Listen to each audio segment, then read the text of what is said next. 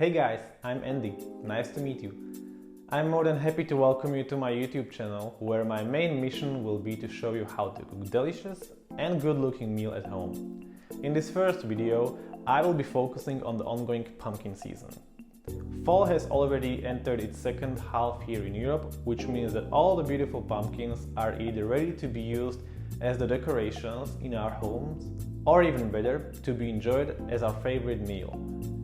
Today I will be showing you how to prepare a creamy roasted Hokkaido soup.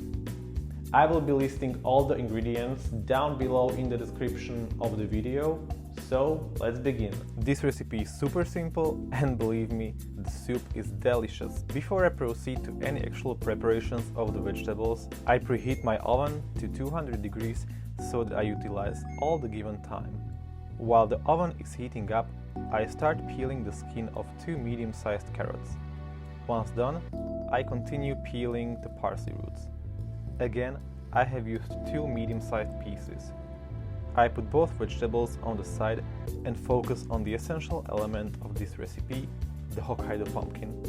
I thoroughly wash it under running water and never peel it, as the skin is perfectly edible and it also enhances the flavor. As you see, the pumpkin can resist a lot occasionally. I cut it into halves and remove the seeds from the inside. Next, I remove the top and bottom of the pumpkin and start cutting it into smaller pieces.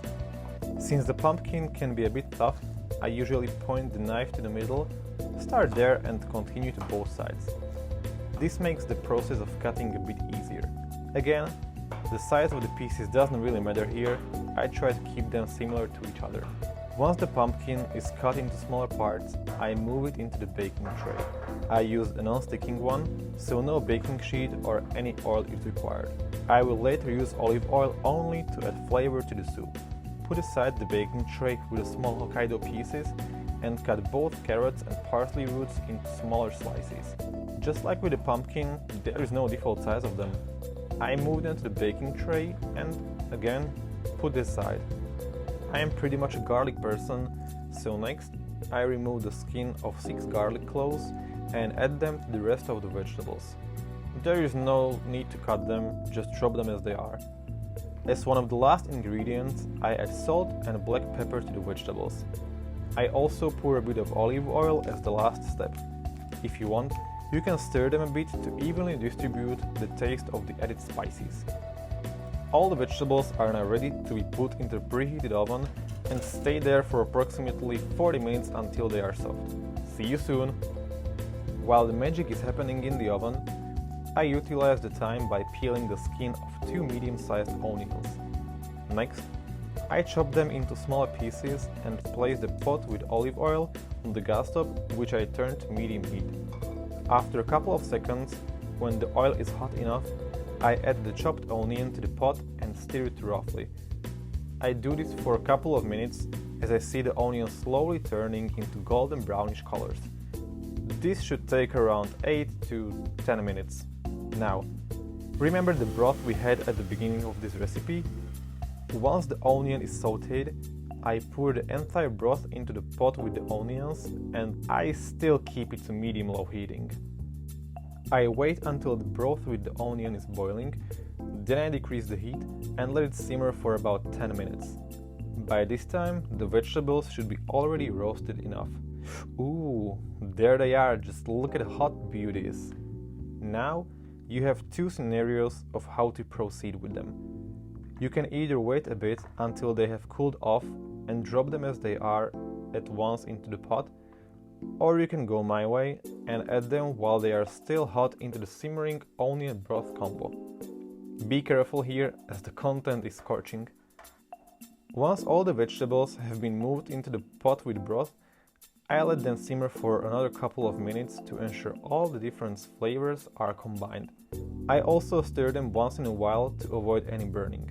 Now let's appreciate a few moments of ASMR cooking.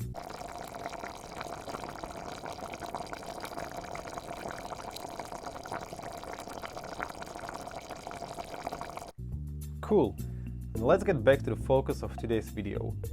Now comes the fun part as I turn off the heating. There are, again, two possible scenarios for how to continue. I can either pour all the content from the pot into the blender and create a creamy soup there, or I can use the immersion blender and leverage its power. I personally do not have the first option available, so I guess I will stick with the second one and use the immersion blender. One note here, be extra careful in any case, as the pot's content is very hot. I use the immersion blender and slowly turn the solid vegetables and liquid broth into a creamy combination. Even though they all merge pretty nicely, I see the soup is a bit thick. When a similar situation happens to you, simply add water to the soup and stir it until you have reached the perfect condition. I did this as I added around 2 deciliters of water into the cream mix. I suggest adding it step by step to avoid an outcome where your soup would be too watery. Remember, it should be a creamy soup in the first place. Also, do remember to let the freshly added water and soup go through the boiling process. I use the immersion blender once again after I pour the water, only to improve the consistency of the soup, and I turn off the heating. We are reaching the end of the whole recipe, so now it is time to add all the spices to the soup. I start with the cinnamon, which I add around 2.5 grams or a bit less than half teaspoon. Next, continue with 1.5 grams of nutmeg, or slightly more than 1/4 of teaspoon, and I complete this part with the same amount of ginger, 1.5 grams. I thoroughly stir all the freshly added spices with the soup, and I give it a try. This last spice is optional and is suitable only for those who like spiciness in their meals, as I add around 1.5 grams of cayenne pepper. Then I mix everything and taste it once again to ensure it tastes according to my needs and fulfills my senses. And that's it, time for serving. I have a black plate here, and I also add a bit of parsley, pumpkin seeds and a bit of light coconut milk on the top. Bon appetit! Thank you for watching my first video. More videos will follow on a weekly basis. Let me know what you think about the soup in the comments down below, and I will see you in the next one. Bye!